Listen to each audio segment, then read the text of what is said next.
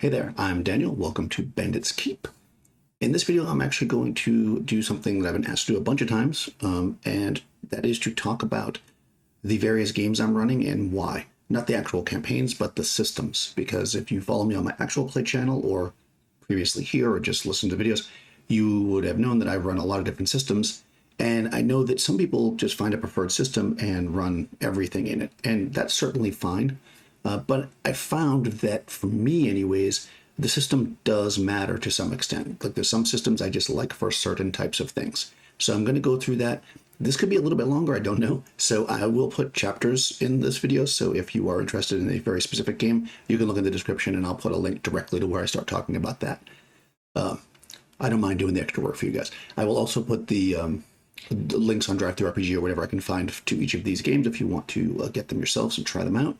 And that type of thing. Any questions, or if you want to know more about a specific game, of course, let me know in the comments so we can go in more in a deep delve. Right now, I'm just going to give you kind of an overview and what I'm doing with them and why. But of course, before I do that, I want to talk about a game that I'm not currently running, but that I've run a lot and is, you know, it's my Desert Island game, right? It's the one I reference a lot when I'm doing videos. If you're new to the channel, you might not have seen it, but if you're not, I'm sure you know much about, which is basic Dungeons and Dragons from 1981. This is sometimes called BX or Moldvay Basic. This is the system I learned on when I was, let's see, so I was 9 years old. Myself and my friend Steven, we lived next door. We got this game, and I had seen my cousins play it once, but I only kind of had a rough idea of what it was, and we sat down with this rule book, and we learned how to play, and eventually moved up to advanced D&D, but of course, like many people, that are like me who went away from the hobby, then came back, we kind of settled back to basic D&D. It's a pretty amazing system. I think that, again, if I was that person that was only going to use one system for anything, that might likely be the one I'd lean on. I think you could play for a long time with just the basic and the expert set. Now, I would be remiss, let's see if I can do this, in not mentioning here, there is Old School Essentials, which is essentially a reformatted version of a basic expert. It's very true to the system. Many kind of what they call retro clones, where they remake it, they'll add house rules and stuff. For the most part, OSC doesn't do that. They do have like some armor class options and a few things, but Gavin specifically points out what he added and what was part of the original rules. This is a great version. I will not deny that. It is incredibly well formatted. The books are really well made. But if I had to run out of my house because it was burning down and I was going to grab one thing, I would take my original box. Why, you might say? Well, if you've watched my videos about learning D&D and stuff, this box set has a lot of flavor. Yeah, it's not perfectly, kind of edited to be exactly precise and short bullet points and modern layout, which Gavin has in OSC, which is amazing, don't get me wrong. But it has so much flavor. When I read this book, I think about playing D&D more than any other book that I read. So for me, and maybe that's partially nostalgia, but I think there's little things. Oftentimes you'll see in forums where people are questioning, especially in the Old School Central forum, and somebody will go back and reference the original material and it'll be more clear in a sense. And it's more clear not because it's concise, right, but because it's wordy, because there's a lot going on. So anyways, that's my opinion. I just got the OSC Advanced Kickstarter, which I have not run yet. That's really interesting and a whole different topic. Maybe I'll talk about that later. Totally support OSC, which, as much as I say, buy the reprint PDFs of BX because of the flavor. They're cheap enough. I think they're like $5. If you're interested in this kind of stuff, I would definitely support people that are currently producing content. So OSC is definitely awesome, or BX. That's a whole other thing. I'm not really running that right now so much. I was a bit while back. If you're interested in seeing gameplays of that, I have them on this channel. The Winter's Daughter campaign is basically, it is exactly OSC/BX. And actually in Winter's Daughter is also written for OSC, so there you go. Another game I'm going to quickly mention that I'm not currently running right now, but I plan on running a lot more, and I think I'm going to do an entire video on, because it's a super interesting game to me, and I don't have a PDF of it up on the screen, so I'll just go back here. It is called The Hateful Place.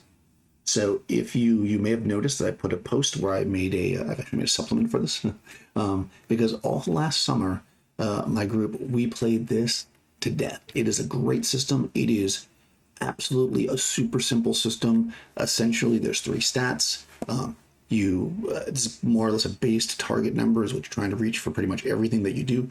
All the weapons do the same damage. I know some people right now are like, "Oh my god, that's terrible," but it's not. It's the kind of game where you could run in any setting, any time. We ran underwater adventures, space adventures, old-fashioned and fantasy adventures. I ran almost like a Terminator adventure, spy adventures. You can do anything with this system because it's so basic. One of my primary, maybe this is another video, I'm going to go too sidetracked. One of my primary thoughts is that the more complex a system is, the harder it is to really hack properly. So this is a great system for hacking, the Hateful Place, and again, I'll put a link.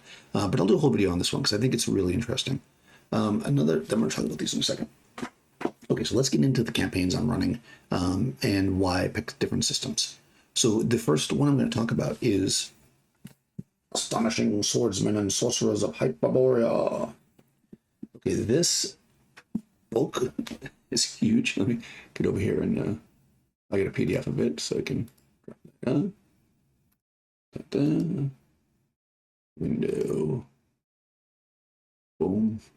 Okay. All right. This has been my main campaign. We just finished the 50th session. We pretty much play weekly, although we've missed a few weeks. So we've been playing for a little over a year. So a little history of me in this game. I heard of it actually just as they were starting the Kickstarter for the second edition, which was a couple years back. Essentially, I heard about it. The first edition was a box set, and actually they're about to come out the third edition. And I'll say this, from everything I hear, I know first to second is completely compatible. They're basically just adding stuff and making small tweaks. So if I know this book that I'm showing you right now is no longer available because he's sold out. So you can get the PDF though. And it's a great system. So why is it great? Why am I running this versus, let's say, 5th edition D&D? This is all about sword and sorcery. This system includes essentially a world, Hyperborea, and it's really, really well tied together. It's really, really well done. Essentially, you are playing swords and sorcery type people, so you're talking about like Conan, a lot of the pulp stories, and humans only, but the various races of man. There are no dragons, but there's Lovecraftian antagonists as well as horrors. Right? There's strange gods. Nobody's quite what they seem. It's got a very weird Tales vibe to it. And yes, I get that you can do that in any system because I know people can say, but to me, when you cut a system that's made for it, so for instance, the magic in this is very powerful, but it's limited. That skews better for me for that kind of adventure versus, let's say, throwing cantrips left and right. The characters are powerful when they get at higher levels, but start off pretty versatile, but still could die anytime. And even at higher levels, it's a very, very dangerous game. It's a game where if the players want to do well, they need to think, but yet the heroes are powerful. So unlike a lot of like OSR games where your heroes are very weak, and that's why it's swingy and deadly, this one's more like the world is very deadly, and that's why it's not so much that the heroes are weak. They can, multiple attacks. There's all kinds of advanced fighting. This is what I'd call a bit more of a crunchy game. So for me, if I'm throwing a quick one-shot or I want to do a kind of what I call like a casual game where drop in, drop out, I'm going to have different players. I like a really simple game, something like The Hateful Place or OSC, right? That's where I would lean for that because I can make a character in 5 minutes. I don't have to think too much about it, even a high-level character. And you can jump right in. It's just very simple to master those games. This game is pretty easy to jump into, but to get into the depth of it using the advanced combat and some of the different weapons and techniques and stuff takes a little bit of system mastery, and you can kind of add it and learn it as you go. There's, I think, 22 classes because there's no multi-classing. So you have classes that are kind of combo classes like Thief Cleric, Thief Magic User. You've got like kind of really interesting classes like the Scout. You've got a Bard, so don't worry. You've got, Paladins, of course, don't worry about that. You've got Straight Fighters, you've got Barbarians, and you can kind of play all of the pulp type adventures in this, and get that real flavor from it, more so than trying to grimdark 5e, which I know a lot of people have tried to do. Now, if we just take a look, I mean, art makes a big difference. You know, you've got this really weird world. If you've read Clark Ashton Smith or Lovecraft, and not like the not like Lovecraft that was modern day, where it's like some guy in the 1920s that goes insane because he sees something. The dream world stuff, like my favorite Lovecraft story, which is Sarnath. The Doom that came to Sarnath, I guess is technically what it says. You know, this has that feel. The world is just everywhere you go. If you step out of civilization, you're going to encounter weirdness, and if you stay in civilization, there's weirdness below the level of it, right? Everything's kind of odd. It's kind of a dying Earth type planet. You've got, like, I'm just trying to find some of this art. It's got this kind of epic, feel to it. Yet it also has this real dark, kind of swing up here, this real dark, kind of moody feel.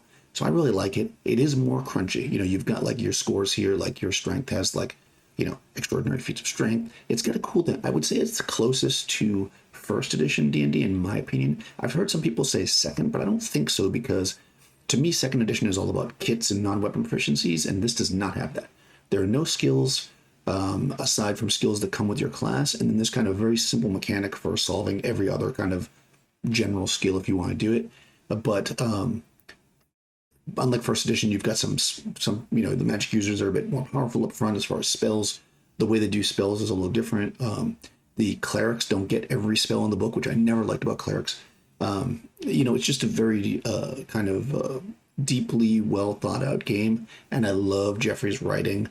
Just the way he writes it it's just awesome. So to me, this is a great campaign game. It's a great game when you're going to run for a while. You could just play the basic classes and keep it real simple. I mean, I run this for one shots at conventions, and it can easily be done, but I think my most fun here is tacking on, like, when you start to get higher levels and people start to use the advanced combat, which is optional, and all that kind of learning about the world more. This is where it really comes to life. Now, the book has a guest tier in it. It's got a lot of information about the world, so you can read all about it. I recommend that you use it. I don't use Forgotten Realms in a D&D. I don't really like Forgotten Realms, and because I think of D&D as like a generic fantasy game, I like to just make up my own world. So for me, I usually call it Greyhawk, even though it's not Greyhawk. I just make up a general world, and I kind of think of how I want it to be. But to me, the real strength of this game is the world. So I wouldn't just run this in, let's say, in a different world per se. I'm not saying it's not a great system, but I think the spells, the classes, everything work really well in this world.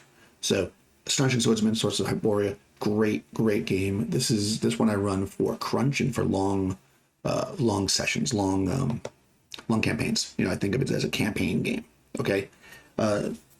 Sticking with fantasy, this one you may have heard of. I mean, you may have heard of that one as well. Dungeon Crawl Classics. So Dungeon Crawl Classics is a really interesting game to me. It basically takes a lot of, you hear a lot of times people say that their new OSR game that they've created is like an old school feel, but with modern, mechanics. And then they take basically BX and give you advantage and inspiration, stuff like that, which I feel doesn't really fit. DCC is not that. DCC to me is more or less a modern system. It's basically a D20 system. It is, it even has the 3 saving throws of third edition D&D. It's roll to hit a target number, adding the bonus from your ability score. It is basically just like modern D&D. This is the closest thing to, if you're playing 5e, the mechanic here will totally make sense. However, it's really stripped down. This is, again, a big book, right? The vast majority of this book are the spells. And we'll talk about that in a minute.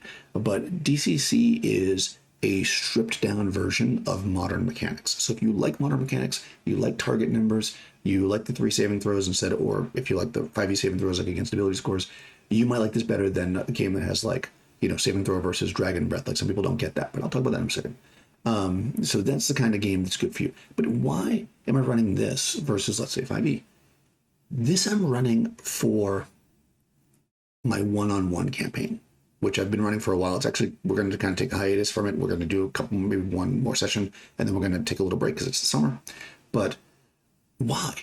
Well, I like a very simple system when I'm running one-on-one. I like to just make it a lot about interaction with the character almost. I don't want to use the word story game and create like craziness because it's not that, but I like that kind of real flow. I don't want a lot of rule checking and roles. I like when I'm playing with one player to really just back and forth storytell until it comes to a point where rules need to be made.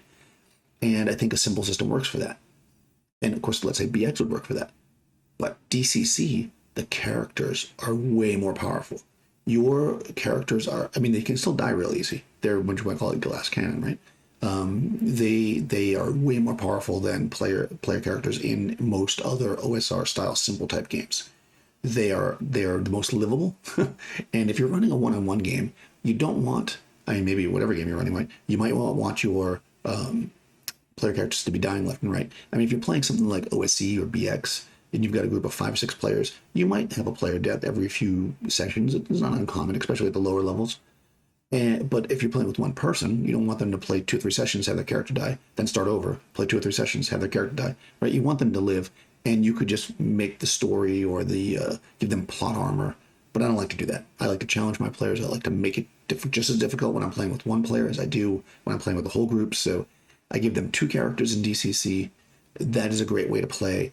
One is usually like the sidekick. DCC has a rule called Roll the Dead, I think it's called. And basically, if you go down in combat, but then the combat finishes with, you can drag the body away or win the combat, they have a chance of living after they go down. So you've got this extra little buffer there. You've got the luck mechanic. So DCC is a great game. If you haven't played it before, I definitely recommend checking it out. However, what's probably going to happen is if you go and look for a DCC game, you're going to see everybody saying, play a funnel. So I'm going to take a second to talk about the funnel, which I both love and hate. So DCC has a starting mechanism that everybody, I shouldn't say everybody, a lot of people who don't like the idea of starting as a superhero, as some people will criticize modern games, they like this because in DCC, you start as essentially like a farmer or some kind of peasant with a rolling pin or a rake as your weapon, and you go through what's called a character funnel. Every player usually runs 4 characters, so you have this huge mob of these like characters with 1 hit point and barely able to do anything. And if you make it through that funnel adventure, then you become a player character and you get an actual class and you get abilities and you get more hit points. So it's this kind of way to kind of break down, the system. And you learn a little bit, obviously, but you don't get the spells, you don't get all the special abilities, you don't get, you get nothing. You got to roll a d20 to hit something. So to me, that's great if you just want to have fun once or twice or to start a campaign, but that's not the real flavor of DCC. The real flavor of DCC comes with spells and all the randomness. So let's just take a quick look. I just want to kind of show you something. I don't know where I'm going to look. I'm just going to look here. Characters, equipment, combat, magic. Okay, magic. So when you're playing DCC, I'm not explaining this whole game, but you need to roll to cast, which you've heard probably a lot of people suggest for OSR games to make it more difficult or whatever.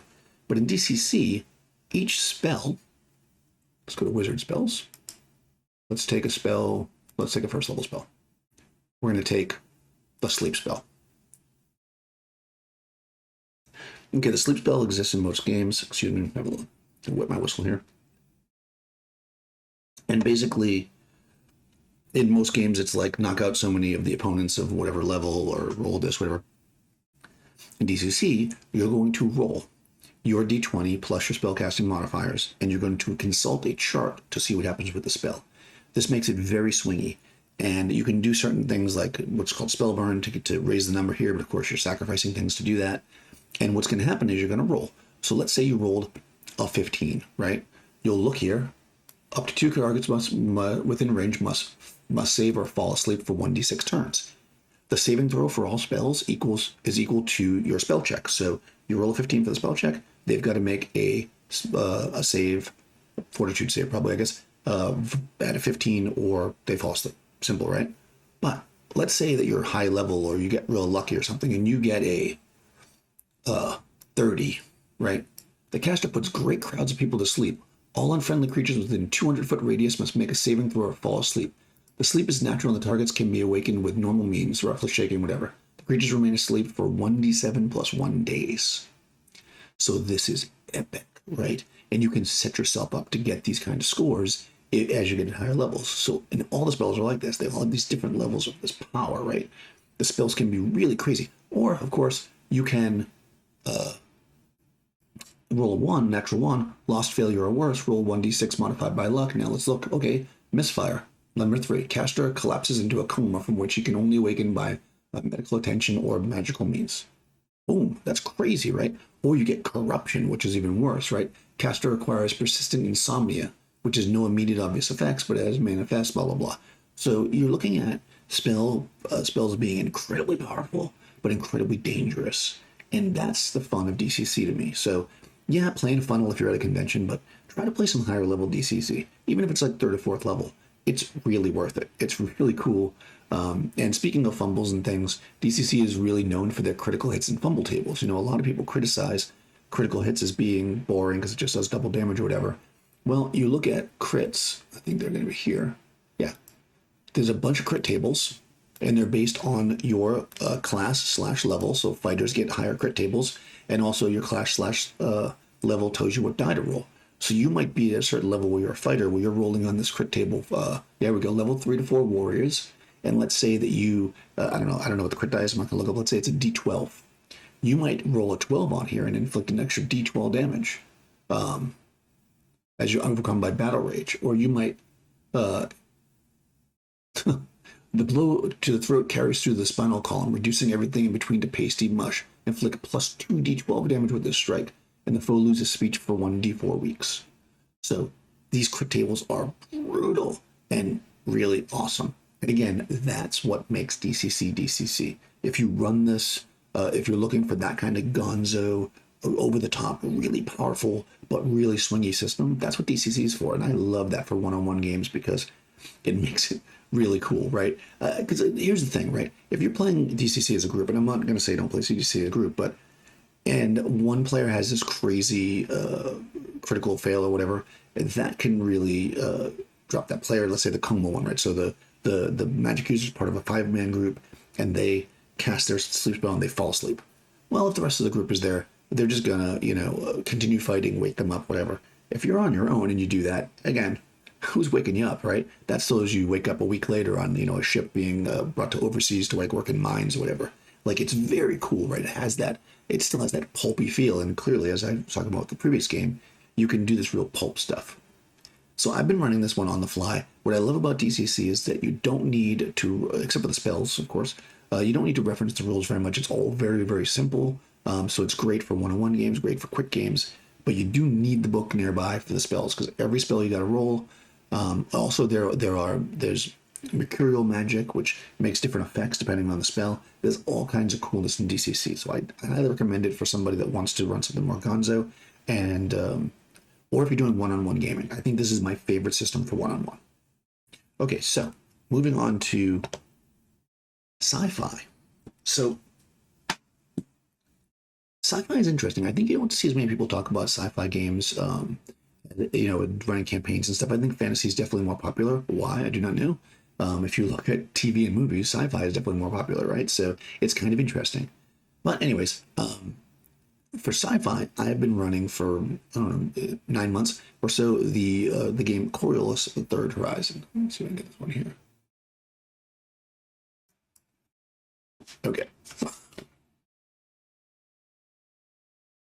Okay, so Coriolis is another one of these ones where the system is, the setting rather is baked into the system. You really want to run it in their own system. You probably could just do generic space opera, but to me, that's not why I'd run Coriolis. I'd probably use Traveler for that, or some other game maybe. Coriolis is really about the setting. It has this different flair. It's, let's say, Arabian Nights in space is the idea, right? It's got this really kind of different feel than your standard Western fantasy. It's not quite hard sci-fi. I don't like to draw these lines, but you can't fall out in space and not die, right? You can depressurize in ships there, but there are there's not really lasers so much, although there are lasers, kind of swords, not like lightsabers, but swords that kind of get like a electrical blade and stuff. They're not that common. I don't think there's lasers anywhere. I'm pretty sure there's not lasers. If there's lasers in Coriolis, you know about it, let me know. I've never seen them in the system, but they use a lot of like different type of stuff. Like they use different kinds of bullets and stuff that are more sci-fi, but they don't like zap lasers for the most part. They have like a thermal gun. I guess that's the closest thing to our laser. But anyways, it's a little bit more hard sci-fi, though there is a little bit of mystical stuff, and there's this is what they call the darkness between the stars, where like the Jinn kind of exists. So this is like this kind of interesting fantasy element to it. But you could play this pretty straight sci-fi, and you could probably just make that stuff myths and not even true, right? You could definitely do that. It's got a really good kind of dark space vibe to it. You can see by the art. The art is Free League. The art is always great in Free League. I'm going to be honest, and if you watch my campaign, you'll see me says, this book is not laid out very well. So I will say that if you're looking for stuff in here, you want to make lots of notes for yourself. I think it's not laid out that well. It's hard to find things. You want to really have a little bit of system mastery before you run this, because looking something up really quickly is always difficult. Even though the PDF is pretty well laid out here, it just seems like certain things are not where you would think they'd be. So you're trying to find them, and it can be a little slow at the table. So just be wary of that. One thing I really like about Coriolis that makes it a little different for me is that it's a dice pool system. So essentially you're rolling handfuls of d6s trying to get a 6. And based on the number of 6s you get, you can increase basically your effectiveness. But if you get 1 or 2, you're kind of pretty effective. If you get 3 or more, you're very effective. And if you're using weapons, then that'll also adjust your damage. So it comes down to, like, when you're making an attack throw at somebody, you're going to roll your ranged combat. If you do really well on the roll, you essentially will do more damage. So it's not that kind of thing where you're going to roll, a 19 to hit somebody in D&D and then roll 2 damage, right? If you roll really well on damage or a hit, you're going to do really well. So I like that part of it. I like the setting. I think it's really interesting. And I do like these D6 dice pool games. I'm a fan. I like the way they break down. There's a little bit more meat to them than your standard kind of. What I'll say is there's more shared meat, is how I'll say it. In other words, if no matter what class you are, if you are going to involve yourself in melee combat, you can do things like grapple people or do whatever. You can, if you're in ranged combat, you can do critical hits, or you can knock somebody's weapon out of their hand, or frighten them and stress them out. Everybody can do that. It's not class related there. Your class skills are more like kind of just get your starting point. It is a skill based system. So essentially, your skills are all rated from 0 to 5, I think is the highest. And as you kind of get experience points for doing various things, you can apply those experience points to raise the numbers, and those numbers are equal to the number of dice you're rolling. And everything works that way. So basically, if you are, let's say somebody's behind cover and it says -2, that means that you would roll 2 less dice. Right? It's simple as that. And you're just looking for 6s, so it's a very, very easy game to teach somebody, easy to play. The setting is great.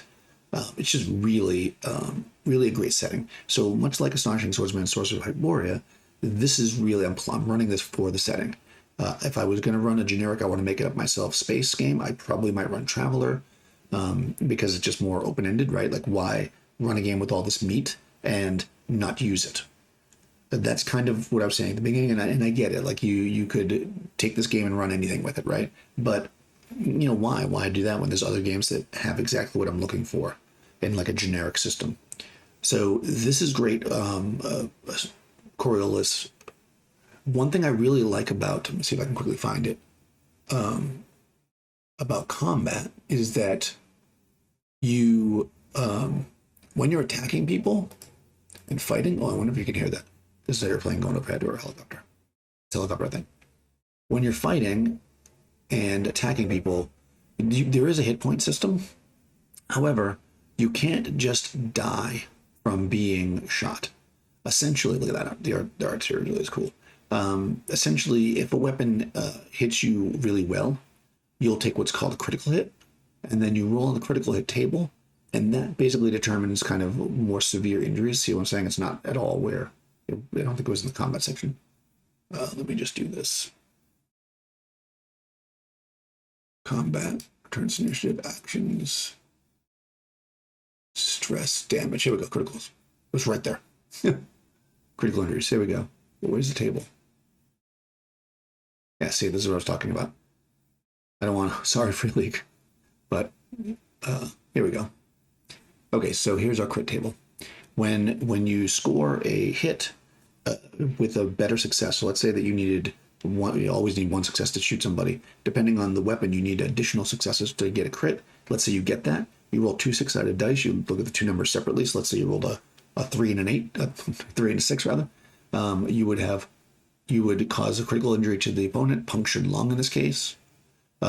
It's fatal, so they will die if they do not get medical in, but it will take a d6 days, so they're not dying right away. They are stunned for 1 turn, so they're going to drop to the ground, probably stunned, and then after that they're -3 on their dexterity until they get, dexterity checks until they get healed.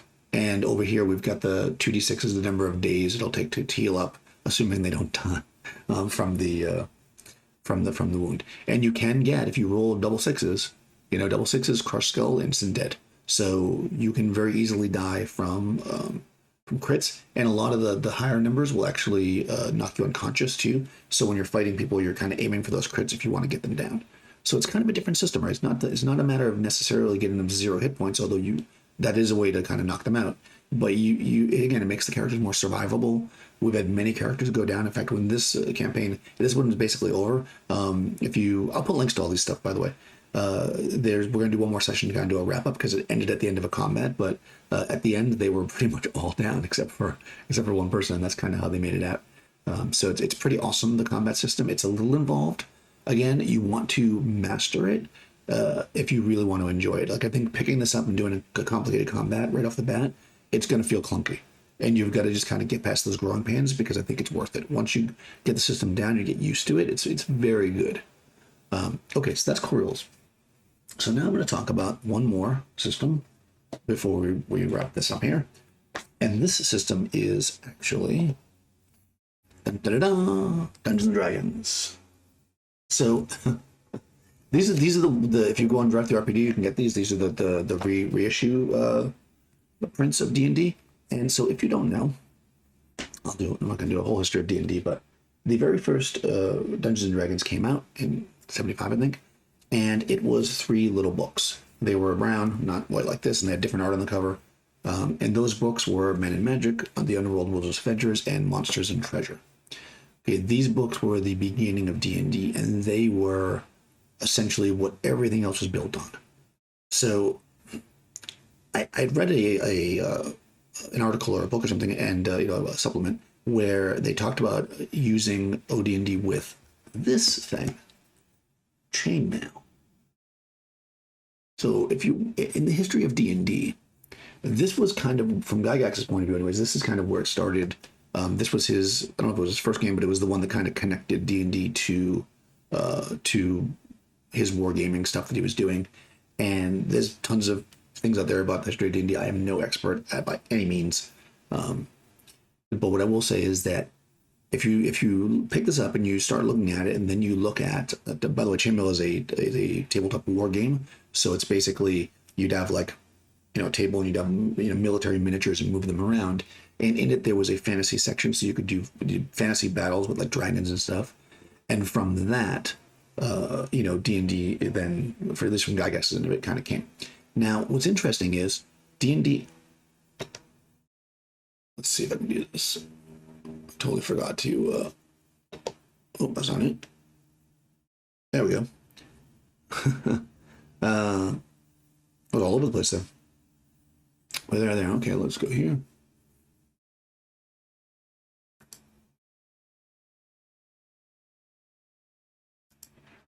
Okay, so D&D essentially came in 3 books, and if we look at it, it's kind of an interesting thing because you've got the bones, right? If you played any D&D, you'll see a lot of things that are familiar here, and you'll see a lot of people talk about how this doesn't make sense and stuff. But I think you have to look at things in the context of where they come from. And this article that I read where they were talking about D&D, they said something to the effect of, you've got to forget everything you know and then look at this in its own light, because it's a very different game than what we have today because the game's evolved. You've only got 3 classes, right? And it's pretty basic, what you can do. But one thing that's really interesting about it is that there's hardly any modifiers for things. It's pretty straightforward. And if we look here, we see, I'm just going to go to the fighter. When we look under the characters, we've got this thing here where it says fighting capability. That's where chainmail comes in. So OD&D, as they call it, original D&D, basically said, use the chainmail rules for combat. Or if you don't have chainmail, you can use this rule here where you roll a 20-sided die to hit an armor class, which of course is what became the standard of D&D. But some people started looking back, including myself now, and looking at the chainmail system and seeing how it actually would have played out, and it's a completely different game. If you're the kind of person who's been playing like OSC or BX or even First Edition Dungeons and Dragons, and you're like, oh, fighters are stupid, they're kind of not very good, magic users are too weak, all that stuff. If you look at OD&D with chainmail, you will see a completely different game. Fighters are tremendously powerful, especially once they level up. Not necessarily first level. Spells in OD&D are so much more powerful. They don't have these like really precise, like you can only do, like we were just looking at Bless the other day, and like Bless doesn't have a limit on how many people. If you could bless an entire town if they were all around and they could hear you. This is basically the kind of system where it's a toolbox, right? It's a toolbox to build your own adventures, almost to build your own game. So I've started to more and more kind of roll back and play more OD&D when I'm running one-shots, because I think they're just very simple, and I can build almost these like short story kind of style games where it's a one-shot in a world that I kind of am creating with these characters that I've made for people to run. And because the characters are so simple and the archetypes are so simple, you've got a magic user, so what's that? A wizard? It could be a witch. It could be I'm just going to blank. You could make them a psionic person if you want to. However you want to flavor it, really, if you want as a DM, because nothing here tells you can't. It's a very, very, very simple system, because it is at its core the absolute beginning and basis of the game that a lot of us are playing. So OD&D is becoming more and more my new kind of favorite for one-shots. It's probably because I'm working on this chainmail system, but it's the kind of thing where you could have your fourth level fighter go up against 10 goblins, and it wouldn't be like, oh god, this is a slog, and oh my god, I can't win, because ultimately there's more of them than you, because your fighting capability and the way it works, you would be able to chop through them like a true hero. And that's what I love about OD&D. It's funny that people talk a lot about how the characters were so much weaker back then, and where these new games are all superheroes. But if you actually look at OD&D with chainmail, the characters are pretty powerful. I mean, it is swingy and you can die really easy, but the characters are powerful, and I like that. I like that for my real pulpy, action-packed one-shots that are really simple. So OD&D with chainmail is a favorite there. So this is kind of, again, I know it's going to, wow, it's pretty long. Okay, so this is pretty long. If you made it all the way to the end, let me know if there's any particular system you want me to talk more about, but I kind of gave a bit of an overview of each one.